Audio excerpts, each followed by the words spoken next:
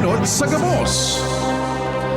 Ang DCGB, aktibong miyembro kan KBP, kapisanan ng mga broadcaster ng Pilipinas, oras alas 5:06.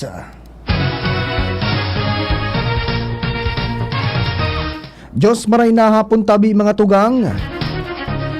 Uninaan ka teleponan kan darakulang mga bareta. Mga bareta nga maruluwas sa mga dyaryo nasyonal. Alagad enot ng maladangog, digdi sa radyo DCGB, bareta alas 5. Sa ngaran ni Sir Pio Fernandez, ako tabian sa indong makakaibahan, ako po si Joshua Bino. Ngunyan sa dispatchos kan darakulang bareta sa lado nasyonal. Formal nang matukaw sa iyang pwesto ngunyan na aldaw bilang bagong administrador kan National Food Authority o NFA, si Administrator Roderico Rayo Bioco. Si Bioco ang saro sa mga bagong designar na pamayo kan NFA, kasalida kan dating administrador na si Judy Carol Dansal. Enot nang nagsumpa sa pwesto si Bioco kay Executive Secretary Lucas Bersamin kan nakaliis na aldaw. Ang appointment ni Bioco na tiyempo sa anunsyo kan nagkapirang grupo sa sektor ng agrikultura na nakaarunga ang posibilidad na paglangkaw kan presyo nin bagas sa mga saodan sa masunod na mga aldaw. Para man sa detalyes kan bareta sa lado lokal, kaibata dyan si Ange Galero. Ati Ange, maray na hapon.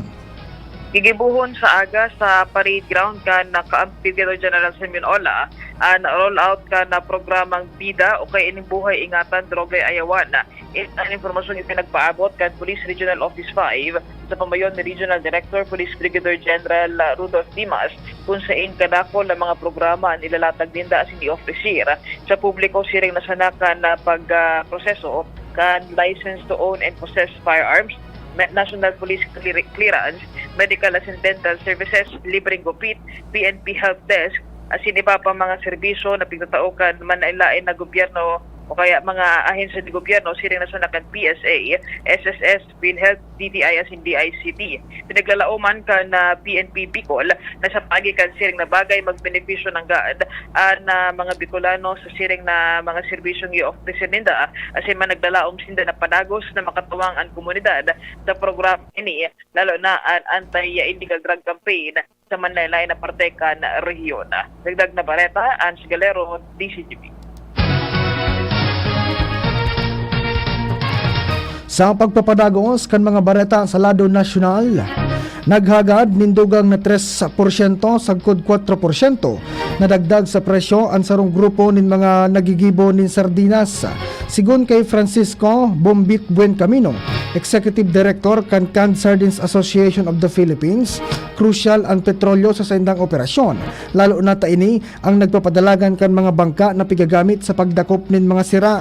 Sigun kay Buencamino, kan 2019 pa ang pinaka-ultimong naaprobaran ang dagdag presyo sa saindang produkto, mantang haros taon-taon nagkakaigwanin seryenin pag-umento sa presyo kan petrolyo. Inako ni Buencamino ang pressure na padakulon ang produksyon kan catching season sa 9 na bulan kada taon, asin ang 3 bulan na natatada iyo ang non-fishing season para makarecover ang sardine population. Padagos ang pangapudan kan liderato kan Philippine National Police o PNP sa natatadang 12 mga koronel asin general na magsumiter naman kan sa indang courtesy resignation. Sigun kay PNP Chief Police General Rodolfo Azurin Jr., kung malinig man ang mga ini, dahil sindang dapat na ikatakot. Sinabi ni Azurin na parte sa naini kan internal cleansing sa lado kan PNP para malinig kontra sa illegal na droga, lalo na ang mga third level officials.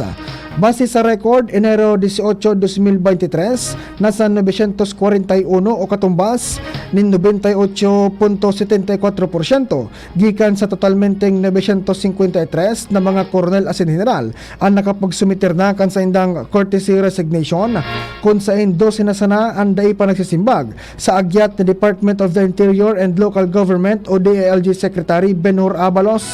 Pagirumdom kan PNP Chief na igwana sa ng Enero 31, 2023 ang mga ini para makasimbag sa pangapudan ni SILG Abalos.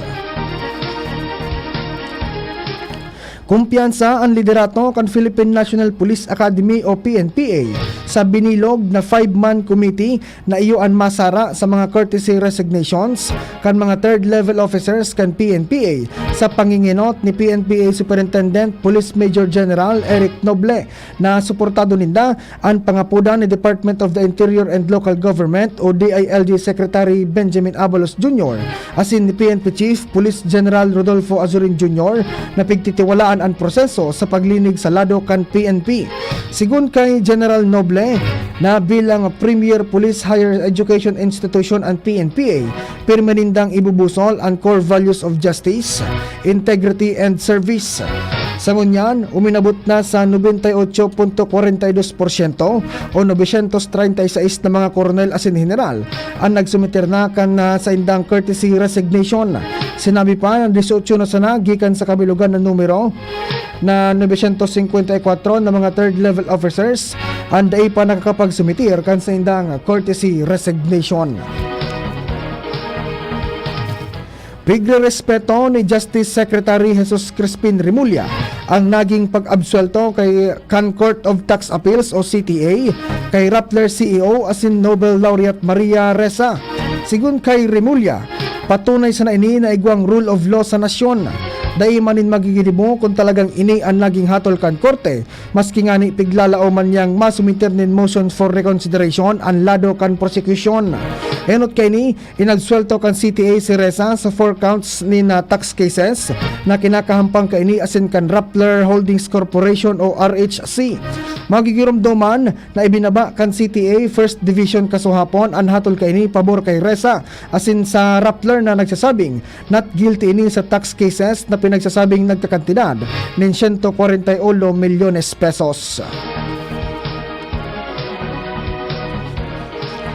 Nakatalaan na mag-invest ang Pilipinas ang multinational investment firm na Morgan Stanley. Initanganing suportaran ang development agenda kan administrasyon ni Presidente Ferdinand Marcos Jr. Nakahuron kan Presidente si Gokul Lauria, Chairman kan Asia Pacific kan Morgan Stanley sa sidelines kan World Economic Forum o WEF sa Davos, Switzerland. Ipinaabot ni Laruya kay Presidente Marcos ang plano kaning magbugtak nin opisina sa Manila. Sigun sa Morgan Stanley official, nasa tamang direksyon ang presidente na isabay ang pribadong sektor sa pagsulong kan mga proyektong pang-infrastruktura. Nakaingganyar man ang Sovereign Wealth Fund na pigsusulong kan administrasyon dahil dakol na infrastruktura ang magigibudigdi sa mga maabot na panahon.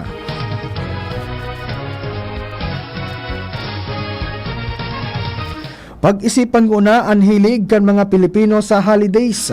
Ini ang tinakwanin doon ni Senate Minority Leader Coco Pimentel. Kasabay kan hirit na sa panahon ngunyan na highly competitive as in integrated ang kinaban. Ang liyabe sa trayumpo iyo ang productivity o pagiging produktibo. Sigun kay Pimentel, haloy ng pigigibo ang holiday economics o itong pagbalyo kan holiday sa long weekend. Alagad bako sa naining duro-diretsyon na pigigibo o pinapotob kung kaya may nagsumitir ng propestong i-rationalize ang selebrasyon kan national holidays para matauwanin dalan ang long weekends na pigtutubudan na mapakusog sa domestic tourism asin magsusulong kan work-life balance sa mga Pilipino. Maski may punto man ang propestong lay, hinagad ni Pimentel na dapat pag-isipan ngo na ini. Paliwanag kan kongresista na sa ngunyan matindi ang kompetisyon kan mga nasyon sa kinaban, kaya importante ang pagiging produktibo sa mga trabaho.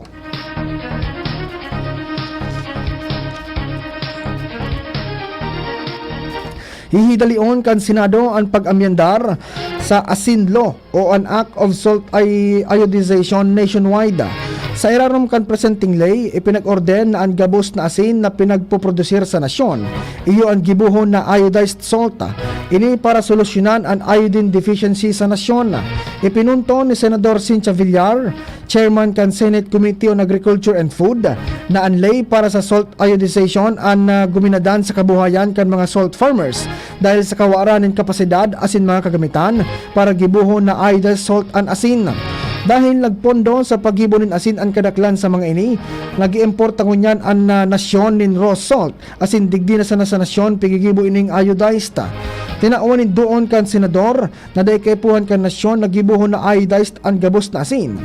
Dahil 1/3 sana kan supply kaini ang kaipuhan para sa human consumption, mantang 2/3 man sa industriya nin pagninyog, kung sain asin ang gamit para sa pataba, siring man sa paggibo nin animal feeds, asin mga kagamitan na panlinig. Sa amyenda kan Senado sa ley, ipapahali na ang probisyon na nag-oobligar sa iodization kan gabos na asin aramo na sana kung pirang porsyento kan salt production ang gigibuhon na iodized salt na ibabase man sa populasyon na may iodine deficiency. Idudugang man sa ley na Department of Agriculture o DA na ang ma-issue ng permit para sa importasyon ng asin na ibabase sa datos kan supply asin demand kan asin sa bilog na nasyon. Sa dagdag pang bareta, sinabi ni National Economic Development Authority o NEDA Secretary Arsenio Balisacan na bako permanente ang issue sa inflation. Saro sa mga rason kung kaya naglalangkaw ang barakalon dahil sa epekto kanman iba-ibang kalamidad. Enot nang ipinahayag kan Global Risk Report 2023 sa World Economic Forum na ang debt o utang asin inflation ang panginot na patakot sa Pilipinas. Sa nasabing pag-aadal, sinabi kan mga negosyante na limang bagay ang nagpapatakot sa Pilipinas. Primero, iyo ang natural disasters. Ikaduwa, ang debt crisis. Ikatulo, ang inflation. Pang-apat, ang misinformation. Asin panlima, ang geopolitical disputes sa mga rekursos. Sigun pa sa report na ang Pilipinas, saro sa mga nasyon na priming pigaagihan kan man iba-ibang klase nin kalamidad. Nagsuwestyon si Presidente Ferdinand Marcos Jr. sa mga pwedeng gibuhon para magkaigwa ni nutrition security ang kada nasyon. Nagkapiradigdi ang pagpapakusog kan produksyon sa agrikultura asin pagsisira, pagpapakusog kan logistics systems asin pagbabago kan lifestyles kan mga tawo.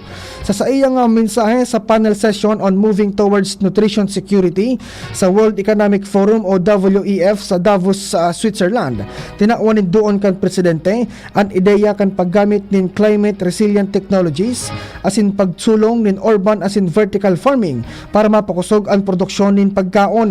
Dapat na mag-invest sa mga pasilidad, logistics asin sa mga sistemang magdadara nin masustansyang mga pagkaon sa mga tawo. Binanggit kaini ang mahiwas na farm to table asin na pagpapaitaas kan kapasidad kan mga institusyon para ipautob ang mga regulasyon na magpapakusog sa kalidad nin pagkaon. Sinabi kan presidente na dapat magkaigwanin mga teknolohiya na mag-iitaas ni nutritional value kan mga pagkaon asin magpapahaloy sa shelf life.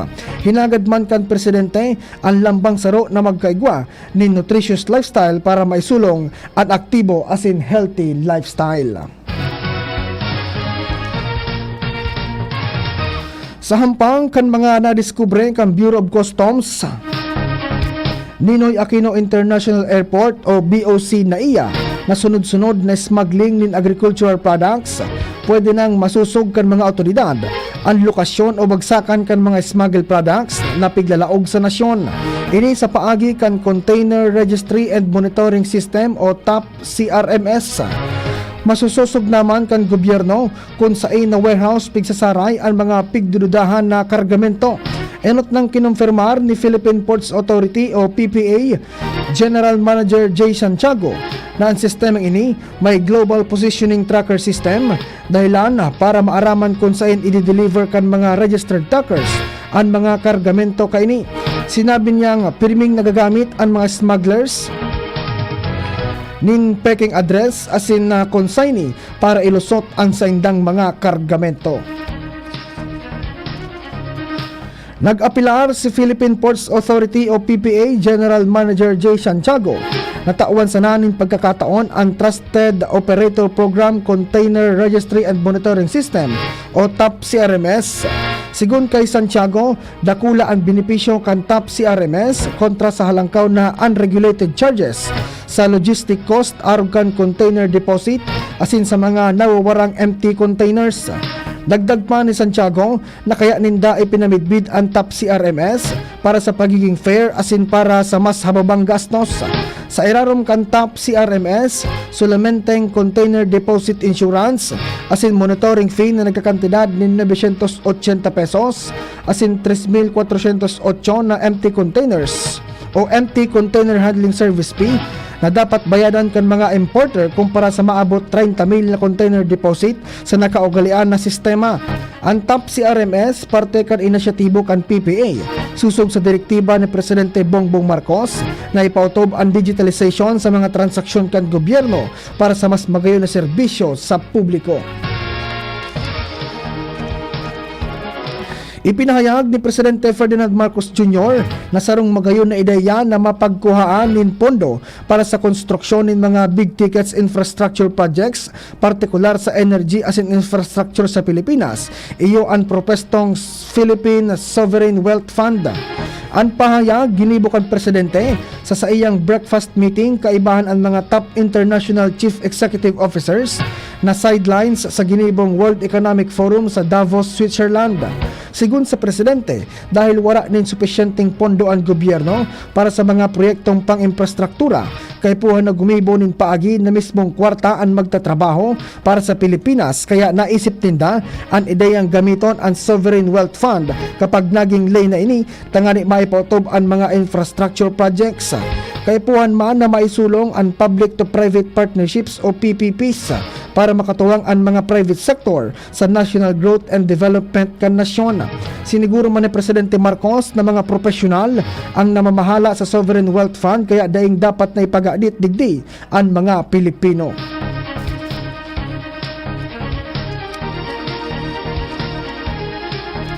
Hinagad ni Deputy Minority Leader asin Zamboanga Sibugay 1st District Representative Wilter Palma sa Manila International Airport Authority o MIAA ang pagkakaigwa nin mas komportableng waiting area para sa mga overseas Filipino workers o OFWs sa Ninoy International Airport o NAIA.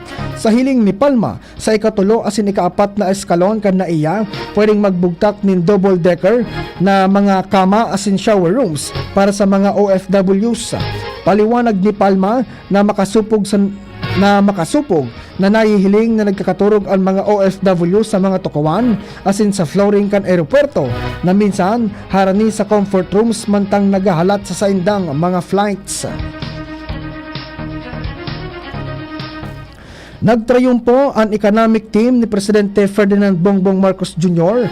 sa pagpresentar sa Pilipinas sa pagrepresentar sa Pilipinas sa World Economic Forum sa Davos, Switzerland bilang sarong investment destination sa Asia. Ini dahil siyam na kumpanya ang enot nang nagpahayag ng interes na magbugtak ng negosyo sa nasyon kan Pilipinas. Sigun kay Trade Secretary Alfredo Pascual, apat na mga dayuhan na negosyante ang sa iyang nakahuron na pahiwason pa ang pagnegosyo sa nasyon. Halimbawa digdi ang sarong Swiss company na saro sa pinakadakulang operators kan natural resources industry. Nagpahayag ang nasabing kumpanya na matabang sa Pilipinas sa pagproseso sa nickel ores. Nakahuron man ni Pascual ang CEO kan Dubai na may kumpanya sa United Arab Emirates na nagpaplanong magbugtak kan logistics as in transport company sa Pilipinas. Sinabi ni Pascual na siring sa sarong kumpanya kay puhan ipabakal ang sarong produkto para makapagdilhensya.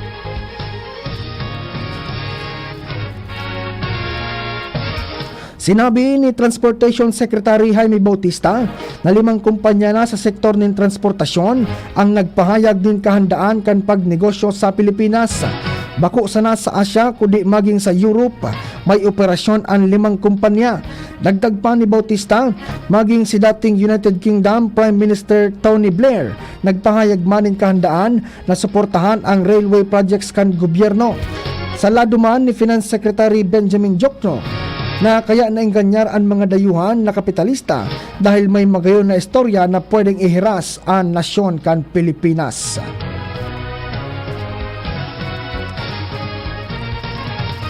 Ipinahayag ni National Economic Development Authority Arsenio Balisacan na gusto kan mga dayuhan na negosyante na madangog asin maaraman kung ano ang sitwasyon kan Pilipinas, kung kaya sarong oportunidad para sa inda ang ginibong World Economic Forum sa Davos, Switzerland. Mentras na nagpahayag man ang International Monetary Fund na very good ang rating sa nasyon, asin daing nahiling na problema sa pagdinegosyo, apwera na sana sa climate change na problema kan bilog na kinaban. Pakihuron kan economic managers sa publiko na daing malangkag kung noorin mamamatayan ang mga mamamatayan ang mga maiuuli na negosyo. Sigun kay Balisakan, long-term and structural transformation asin mamamatayan ini bako sananin sa ro o 2 taon kundi maging sa masunod pang 50 taon. Kumpiyansa ang economic managers ni Presidente Ferdinand Marcos Jr. na kakayanon kan nasyon na mamantinir ang 4.5% na inflation na hunya na taon. Sigun kay Finance Secretary Benjamin Jokno, dahil sa magayon ang gross domestic product growth kan nasyon. Asin sinabi pa kan sekretary na diit-diit nang nagkukusog ang ekonomiya kang nasyon. Sangunyan, padagos ang pag-itaas kan presyo kan mga barakalon sa Pilipinas. Halimbawa na ang sibuyas na nagkakawat ang presyo sa 600 kada kilo, mantang na sukar iyuman ang nasa 100 pesos kada kilo.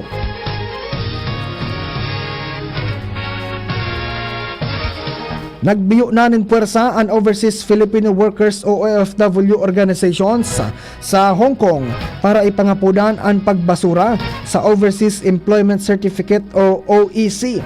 Target kang grupo na makakalap nin 40,000 na pirma hali sa online asin face-to-face asin maisumiter sa opisina kan Polo, Kongreso asin sa Department of Migrant Workers o DMW. Ipinabot naman ninda sa DMW ang sa indang agrangay. Pighirit maninda ang pagbasura sa mandatory contributions kan OFWs, arog kan PhilHealth, Pag-ibig, Social Security System o SSS, asin compulsory insurance. Ang nasabing Pinoy workers, kumpuesto nin 38 na organisasyon duman sa Hong Kong. Tinawaning doon ni Camarines Sur Representative El Rey Villafuerte na dapat magtabang man ang mga local government unit o LGUs sa pagpaparehistro kan Subscriber Identity Module o SIM. Sigun kay Villafuerte, mapaparikas ang proseso para sa SIM registration kung mabugtak ang mga LGU nin off-site centers, lalo na sa mga lugar na maluya o daing internet access. Sinabi ni Villafuerte na anuman nalakdang kang LGUs para sa SIM registration, iyo ang dakulang tabang para sa mga public telecommunications entities, Department of Information and Communications Technology o DICT, asin sa National Telecommunications Commission o NTC. Kasabay kini, hinagad ni Villafuerte sa gabos na magkakanigong ahensya ng gobyerno kaibahan ang LGUs na magtarabangan para maipasabot sa namamanwaan ang importansya kan implementasyon kan SIM Registration Act. Sinabi ni Villafuerte na mas dakol ang tolos na maparehistro kung sa indang masasabutan ang kamauotan kaini na tapuso na ang mga panluloko gamit ang SIM cards, arog kan text spam, online scams, bank fraud, identity theft asin iba pang klase nin cybercrimes.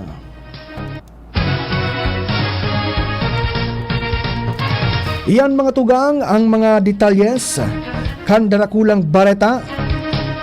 Mga bareta ngunyan para sa aga. Mga bareta iyan na maruluwas sa mga dyaryo nasyonal. Alagad enot ng nadangog digdi sa radyo DCGB. Bareta alas 5. Sa lado teknikal, Kuya John Napolis. Sa IT, Tresya Marilitana asin Richard Astor. Nagsurat kan bareta, Angel Mustaza, Jenny Balyaran, asin si News Director Sir Mardila.